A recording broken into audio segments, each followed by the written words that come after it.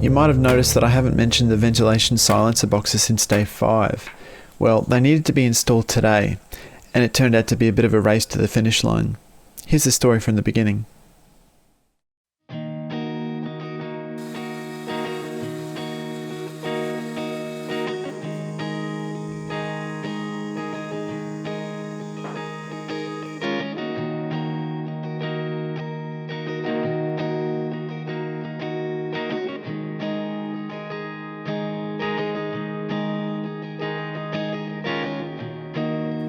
Going down, going down,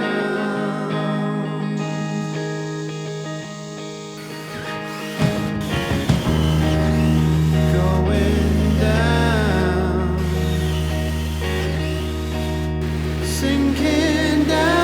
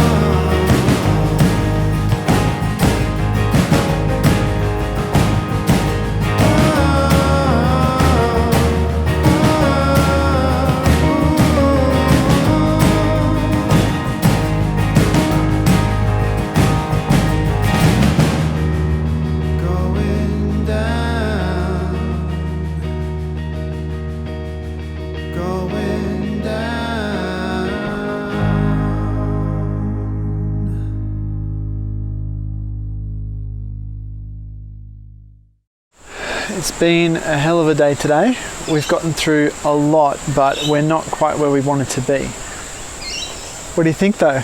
This is the front door entryway. It's going to have weatherboards on the front to match my house. And you might notice some little ventilation pipes poking out. I'm going to talk more about that in a second. But if you come on inside, we have the beginnings of some insulation in the roof, which Sean put in for us today. I've got to put the rest of it in tonight, hopefully before the walls go, the sheeting goes on. And over at this side, you can see that we've got the framing up and the big ventilation silencer boxes either side. Now, the really difficult thing about these silencer boxes was where to put them, because logic would probably tell you, why don't I just put them in the ceiling, like up in the joists in those areas up there? They would probably fit up there, but they weigh about 130 kilos each, I think, maybe 120. So to try and get them up there safely and without ruining the framing and the structure and all that stuff, it's just not realistic. It would probably throw the whole roof out of balance too. So putting them here lost me about a half a metre of room space, and I think that's fine.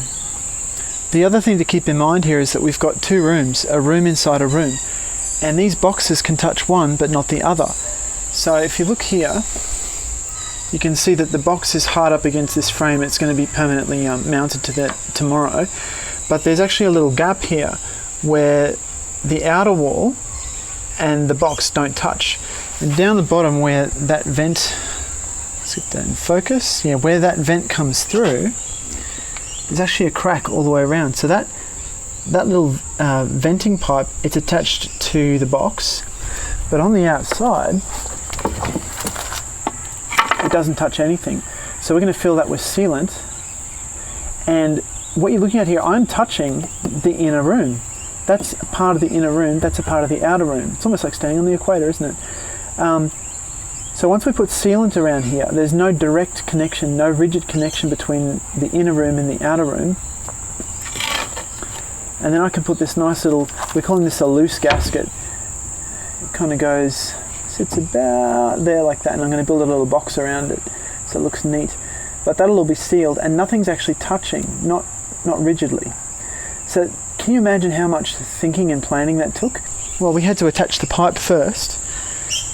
So he had to build this outer wall, number one. Then we had to get the box and move it in from the outside, so from the inside. Once it was in place, then he was able to put the inner wall where it is now. So it had to be done in that order. Otherwise, it just wouldn't have worked. So we had to think this stuff through way before we started building, and it's worked really well.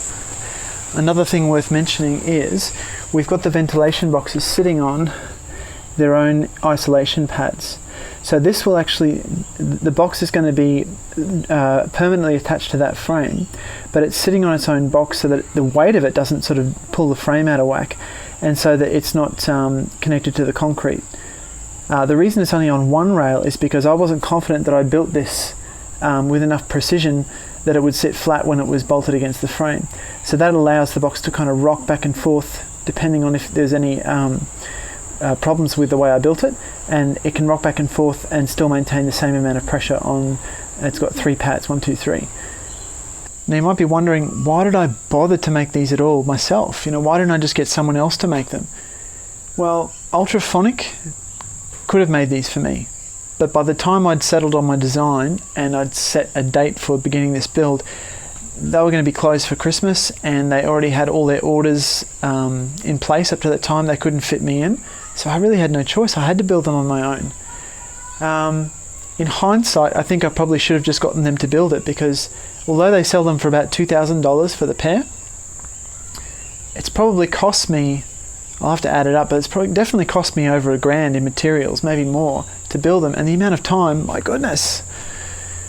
Dean reckons he could have built these in a day, but I'm proud of them, and I know what's in them, I know how they've been built, and I feel confident that for the next 10, 20 years they're going to be supplying me fresh air, and I can rely on them. So